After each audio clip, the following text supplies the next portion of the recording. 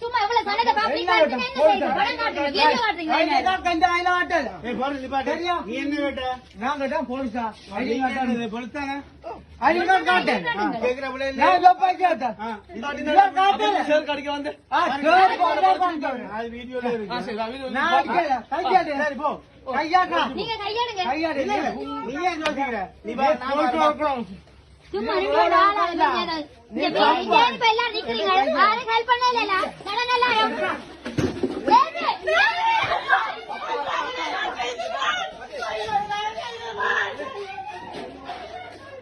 ரோட்ல மறிச்சு என்ன கேட்ட வேலை